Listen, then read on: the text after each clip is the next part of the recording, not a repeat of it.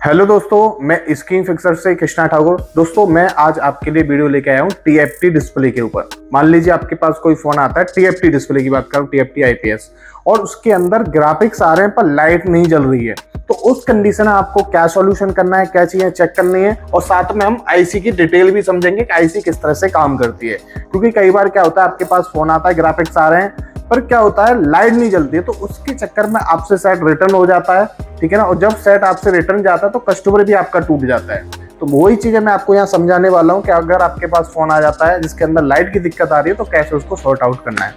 तो दोस्तों, पहले हम समझते हैं आईसी की डिटेल, उसके बाद समझेंगे कैसे आपको इसके अंदर प्रॉब्लम आती है तो कैसे टेस्टिंग करनी है और उसको जल्दी से जल्दी कैसे सॉर्ट आउट करना है। तो पहले हम यहाँ पे आईसी बना लेते हैं।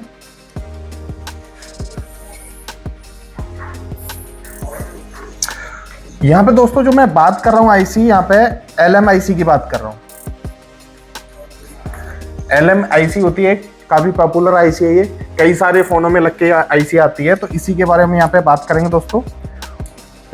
अब लाइट सेक्शन जो होता है दोस्तों टीएफटी फोन में या किसी में भी हो, उसके अंदर एक लाइट आईसी मिलेगी, एक कॉइल मिलेगी और एक डायोड मिलेगा। तो यहाँ पे हम बना लेते हैं कॉइल।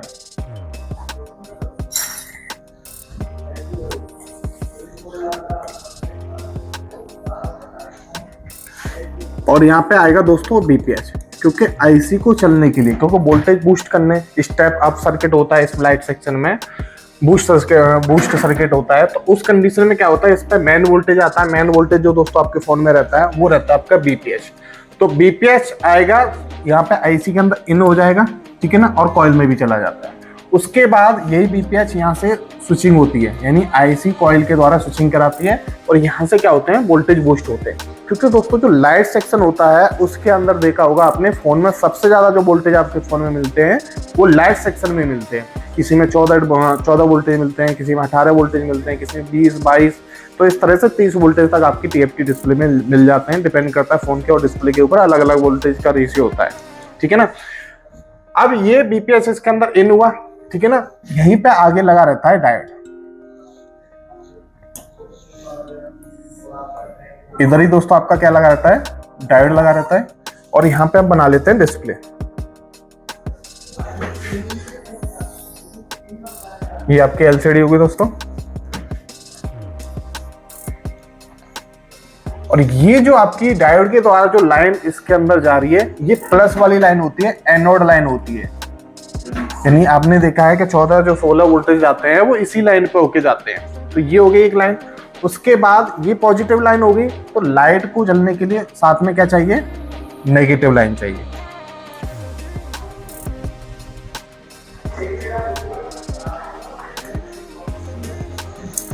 तो दोस्तों हम यहाँ पे नेगेटिव लाइन बना लेते हैं, जो आपकी कैथोड 1 और कैथोड 2। आपने देखा होगा डिस्प्ले के अंदर कि एनोड की तो एक लाइन मिलेगी, पर कैथोड की आपको 2 लाइनें मिल जाएंगी, कैथोड 1 और कैथोड 2। अब आप कहोगे 2 लाइनों का क्या मतलब है, माइनस वाली जो नेगेटिव है वो ग्राउंड है, 2 लाइनों के द्वारा क्यों जा रहा है, एक के द्वारा क्यों नहीं जा रहा। एलईडी जो दोस्तों लगी रहती है वो सीरीज में लगी रहती है, ठीक है ना। तो उस सीरीज में 2 पैरेलल बने हुए होते हैं। मान लीजिए 6 की एक बना दी, 6 एलईडी का एक सीरीज बना दी, 6 का एक बना दिया, तो उनका इनपुट तो इसी लाइन से दोनों के बराबर ही रहेगा, पर नीचे जो ग्राउंड जा रहा है यानी प्लस वाला तो एक ही रहेगा, ग्राउंड जो जा रहा है, कैथोड जो जा रहा है, दोनों को अलग अलग दे दिया जाएगा। अब उसमें क्या दिक्कत आएगी आपके में, अगर ऐसी दिक्कत आती है कि एक लाइन ब्रेक हो गई, तो मान लीजिए ये फोन आपका, इसमें क्या होगा, जब आप ऐसे करके फोन को ऑन करोगे ना, डिस्प्ले उसकी जलाओगे, तो आधी डिस्प्ले में लाइट जलेगी और आधी डिस्प्ले में क्या रहेगा, ब्लैंक रहेगा, कुछ दिखाई नहीं देगा। ऐसे टॉर्च मार के चेक करोगे तो आपको आधी पूरी डिस्प्ले में ग्राफिक्स दिखाई देंगे, तो लाइट जो जलेगी वो आधी में जलेगी। ये ऐसी दिक्कत आती है दोस्तों, तो आपको ये कैथोड वाली लाइन चेक करनी है, क्योंकि इसके ब्रेक हो जाने पर ये प्रॉब्लम आती है। तो लाइट को जलने के लिए पॉजिटिव और नेगेटिव 2 लाइन चाहिए। तो पॉजिटिव ये होगी, नेगेटिव की 2 लाइन जाती है यानी कैथोड, नेगेटिव यानी कैथोड होता है। उसके बाद ये जो आपकी आईसी होती है, इसको एक इनेबल सिग्नल भी चाहिए। तो इनेबल सिग्नल जो दोस्तों इसका रहता है वो आपका डिस्प्ले कनेक्टर से आएगा। यहाँ पे आएगा दोस्तों आपका PWM, पावर विथ मॉड्यूलेशन। ये इसका इनेबल होता है, इसमें पल्स आते हैं इस तरह से कुछ पल्स आती है इसके अंदर। ये पल्स CPU से आती है डिस्प्ले के लिए और डिस्प्ले इसको IC को इनेबल कर देती है। एक ये हो गया। एक इनेबल और आता है इस IC के लिए, जिसका नाम रहता है, इसका नाम रहता है दोस्तों HWEN, यानी हार्डवेयर इनेबल। ये IC के अंदर के स्ट्रक्चर को ऑन करती है और ये इसको अलग से ये ऑन करती है। तो दोनों लाइनें रहती हैं। ये दोनों लाइनों पे आपके 1.8 वोल्टेज दोस्तों यहाँ पे आपको देखने के लिए मिल जाएंगे। तो ये लाइन होगी इनपुट की, यानी इनेबल की होगी। जब IC को इनेबल दोस्तों यहाँ पे मिलता है, जब IC आपकी काम करती है। अब ये प्रोटोकॉल बेस्ड IC है, तो इसको चाहिए प्रोटोकॉल, क्योंकि बिना प्रोटोकॉल के ये काम नहीं करती है। तो साथ में क्या चाहिए, प्रोटोकॉल लाइन चाहिए आपकी। तो यहाँ पे प्रोटोकॉल लाइन बना लेते हैं। जो आपकी प्रोटोकॉल लाइन रहती है वो रहती है आपके I2C HDA और I2C SCL। हमेशा दोस्तों जो प्रोटोकॉल लाइन रहती है वो हमेशा CPU से आती है। कोई भी फोन में अगर प्रोटोकॉल लाइन कहीं से आ रही है तो वो CPU से ही आएगी। अब CPU क्या करता है, इस IC को जो कंट्रोल कर रहा है, ठीक है ना, वो कौन कर रहा है, CPU कर रहा है। अगर यहाँ पे इसको प्रोटोकॉल भी नहीं मिलेगा तब भी आपकी IC काम नहीं करेगी। और इन दोनों लाइनों पे आपके 1.8 वोल्टेज आपको देखने के लिए मिल जाते हैं। तो इन लाइनों पे भी आपके दोस्तों 1.8 वोल्टेज ही आते हैं।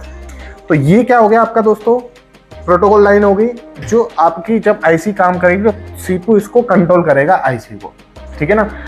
तो यहाँ पे आप देख रहे हो इसका इनपुट ये हो गया, ये इनेबल हो गए इसके, प्रोटोकॉल ये हो गया आपका, ठीक है ना। उसके बाद क्या होते हैं, यहाँ पे जो कैपेसिटर लगे रहते हैं ग्राउंड से इस तरह से। उसके बाद ये जो आपकी IC है, मान लीजिए आपने IC समझी, उसके बाद मान लो आपके पास फ़ोन आया, तो आपको क्या चेक करना है सबसे पहले। तो यहाँ पे आपका अगर चेक करना है, कोई भी फ़ोन आता है आपके पास, तो सबसे पहले आपको डिस्प्ले चेंज करनी है इसकी। डिस्प्ले चेंज करके देखनी है, क्योंकि कई बार क्या होता है डिस्प्ले से ही फॉल्ट होता है और आप बोर्ड में काम करते हुए रह जाते हैं। तो आपको डिस्प्ले चेक कर लेनी है। उसके बाद आपको जो करना है, ये जो आपको लाइनें दिखाई दे रही है, इनका आपको GR चेक करनी है, क्योंकि GR चेक करने से आपको पता लगता है कि ये लाइन शॉर्ट है या ओपन है। अगर दोस्तों वाटर डैमेज फोन रहता है और उसमें लाइट की दिक्कत आ रही है, ग्राफिक्स आ रहे हैं, ये आपको याद रखना है दोस्तों कि अगर आप लाइट का जो प्रॉब्लम है उसको सही कर रहे हो, तो उसके अंदर पहले ग्राफिक्स आने चाहिए, क्योंकि पहले ग्राफिक्स आते हैं उसके बाद ही लाइट जलती है। अगर आपके कुछ भी दिखाई नहीं दे रहा डिस्प्ले में, तो लाइट की दिक्कत नहीं है, ग्राफिक्स की दिक्कत है। उस कंडीशन में आपको ग्राफिक्स सेक्शन पर काम करना है।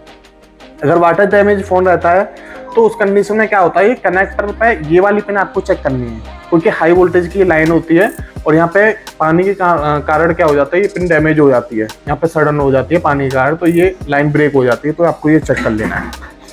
तो आपको GR चेक करनी है। GR चेक करने के बाद सबसे ज़्यादा जो लाइट सेक्शन में दिक्कत आती है दोस्तों, वो आती है इस कॉइल से और डायोड से। तो उस कंडीशन में आपको कॉइल और डायोड चेक कर लेने हैं, यानी चेंज कर देने हैं। चेक क्या करोगे, आपको चेंज कर देना है। ज़्यादातर आपने देखा होगा लोग फोन आया उसके कॉइल और डायोड चेंज कर देते हैं, प्रॉब्लम सॉल्व हो जाती है। तो ये सही है कि कॉइल और डायोड में ज़्यादा प्रॉब्लम आती है, इनको चेंज करने से प्रॉब्लम सॉल्व हो जाती है।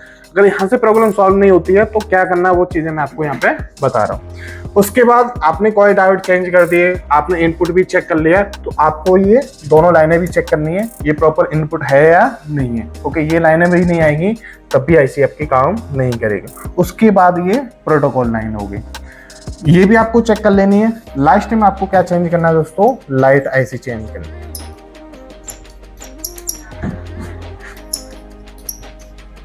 और आप लाइट IC चेंज कर दोगे, आपकी प्रॉब्लम यहाँ पे सॉल्व हो जाएगी। तो यहाँ पे मैंने आपको दोस्तों LMIC का छोटी सी वीडियो बनाई है आपके लिए, LMIC कैसे काम करती हो और अगर आपके में फॉल्ट आ जाए तो कैसे आपको सही करना है। बाकी दोस्तों अगर आप हमारे हार्डवेयर की क्लास ज्वाइन करते हो तो हर IC का आपको अलग अलग डिटेल बताई जाती है, ठीक है ना, क्योंकि ऐसा तो नहीं है कि LMIC ही आपके फ़ोन में काम करती है, और भी IC होती है। तो टेप की डिस्प्ले की होगी, एमोलेड की होगी, या कोई भी सेक्शन हो गया, नेटवर्क सेक्शन हो गया, डेड फोन हो गया, इन सभी सेक्शनों की जो ट्रेसिंग आपको बताई जाती है एकदम डेप्थ में है, यानी एकदम डीप में बताया जाता है। और विद प्रैक्टिकल के साथ चीज़ें बताई जाती हैं क्लास के दौरान, कि जैसे मान लीजिए हमने ये आज आपको क्लास कराई है, आपको बताया, तो इस चीज़ का प्रैक्टिकल भी होगा फ़ोन के साथ, ठीक है ना। तो अगर आपको ज्वाइन करना है हमारे यहाँ हार्डवेयर का कोर्स, तो दोस्तों स्क्रीन पे जो नंबर दिया होगा उस पर कॉल करके पूरी जानकारी ले सकते हैं। Thank for watching.